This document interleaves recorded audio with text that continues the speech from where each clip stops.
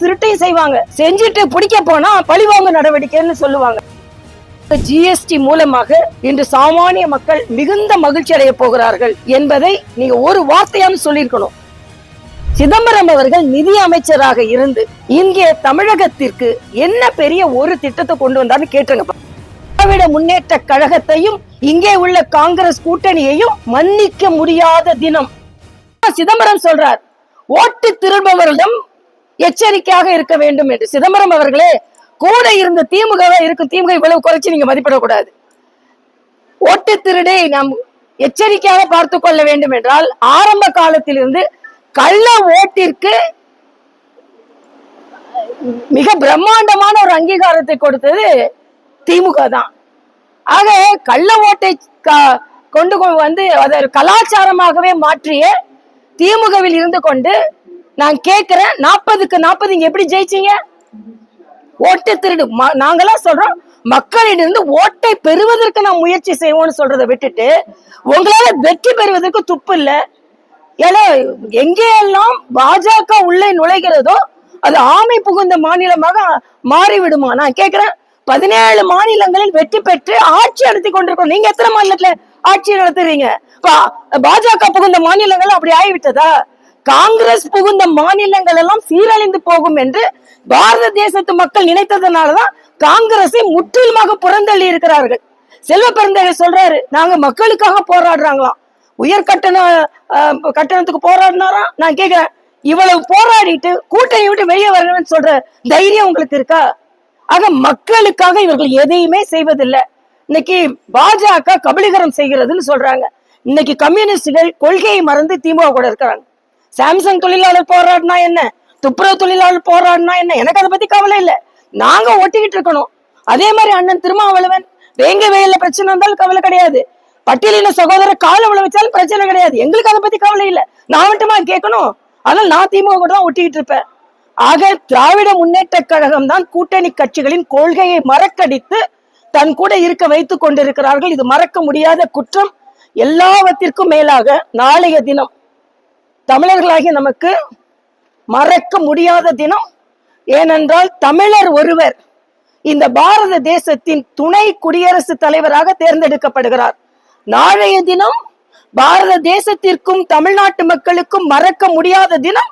ஆனா நாளைய தினம் திராவிட முன்னேற்ற கழகத்தையும் இங்கே உள்ள காங்கிரஸ் கூட்டணியையும் மன்னிக்க முடியாத தினம். ஏனென்றால் தமிழர் ஒருவர் அங்கே தேர்ந்தெடுக்கப்பட இருக்கிறார். அவருக்கு எதிராக வாக்களிக்க போகிறார்கள் திராவிட முன்னேற்ற கழகத்தை சார்ந்தவர்கள் என்றால், நீங்கள் தமிழர்களுக்கு பெருமை சேர்ப்போம் என்று சொல்வது அப்பட்டமான பொய். ஜெர்மனில போய் சொல்றாரு, தமிழர்களுக்கு நாங்கள் அங்கீகாரம் கொடுப்போம்னு. ஜெர்மனில சொல்றது இருக்கட்டும், இங்க தமிழ்நாட்டுல டெல்லியில தமிழர்களுக்கு எங்க அங்கீகாரம் கொடுக்கறீங்க? ஆக தமிழர்கள் வஞ்சிக்கப்படுகிறார்கள். இங்கே ஆட்சியில் அங்கே அரசியல் ஆள் என்று சொல்லி நிச்சயமாக ஸ்டாலின் அவர்களையும் வருங்கால தமிழ் சமூகம் மன்னிக்காது. நாளைய தினம் நாமெல்லாம் பெருமைப்படும் அளவிற்கு தமிழகத்தில் இருந்து ஒரு துணை குடியரசுத் தலைவர் தேர்ந்தெடுக்கப்படுகிறார் என்ற வகையில் மகிழ்ச்சி. கர்நாடகாவில் இன்னைக்கு வந்து காங்கிரஸ் வங்கி லாக்கில் 27 கிலோ தங்கம், அதுபோக தவறு தடை செய்யப்பட்ட செயலிகள் பயன்படுத்தி 2000 கோடி சம்பாதிச்சுதான் அமலாக்கத்தில் வழங்கப்பட்டு. அதாவது இப்படி செய்வாங்க, எல்லா திருட்டையும் செய்வாங்க. செஞ்சுட்டு பிடிக்க போனா பழிவாங்க நடவடிக்கைன்னு சொல்லுவாங்க.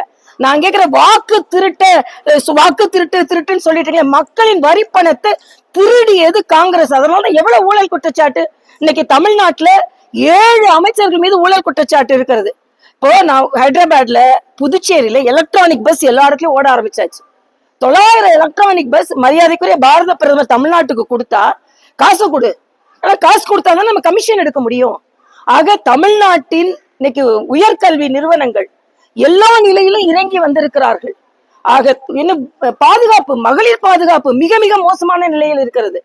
ஆக இன்றைய காலகட்டத்தில் இவங்க அரசியலுக்காக தமிழ் மக்களின் உரிமையையும் தமிழ் மக்களின் பாதுகாப்பு விட்டு கொடுத்து கொண்டிருக்கிறார்கள் நான் சொல்றேன். இல்ல, கூட்டணி கட்சிகளை வந்து அவங்க கொள்கையை மறக்கடிச்சு திமுக அவங்களோட வச்சிருக்காங்கன்னு சொல்றீங்க, அது அவங்களுடைய இது.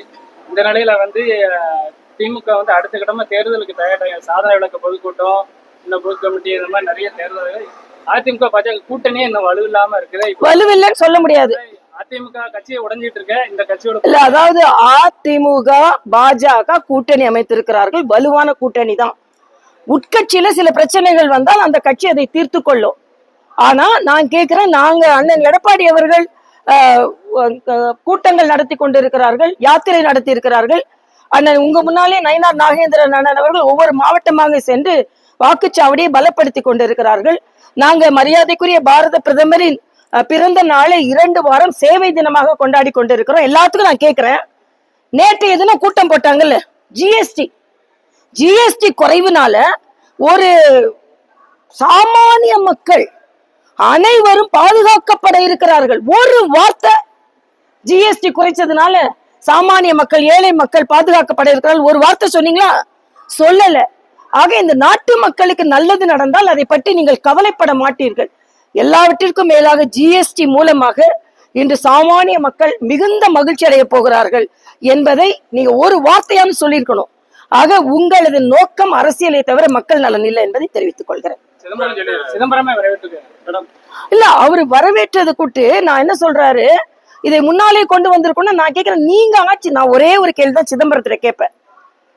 சிதம்பரம் அவர்கள் நிதி அமைச்சராக இருந்து இங்கே தமிழகத்திற்கு என்ன பெரிய ஒரு திட்டத்தை கொண்டு வந்தாருன்னு கேட்டுங்க பார்க்கலாம். நன்றி தம்பிங்களா.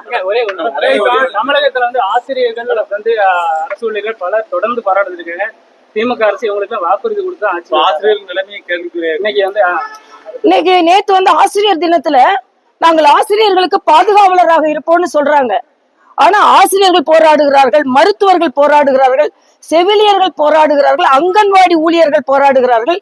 இன்னைக்கு 500க்கு மேற்பட்ட வாக்குறுதியில 300க்கு மேற்பட்ட வாக்குறுதிகள் அவர்கள் நிறைவேற்றவே இல்லை அப்படின்ற தகவல் நமக்கு தெளிவாக தெரிகிறது.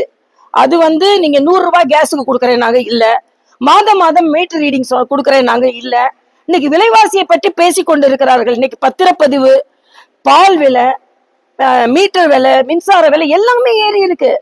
அதனால இன்னும் 6-7 மாதங்கள் இந்த திமுகவிடம் இருந்து, திமுக காங்கிரஸ் இந்தி கூட்டணியிலிருந்து தமிழக மக்களுக்கு விடுதலை கிடைக்கும். விடுதலைக்கு போராடி இந்த மண்ணில் இருந்து பேசுகிறேன். 2026 திமுக திராவிட மாடல் என்று சொல்லிக் கொண்டிருக்கின்ற பொய் மாடலிடம் இருந்து இந்த தமிழகத்திற்கு விடுதலை கிடைக்கும் என்று சொல்கிறேன்.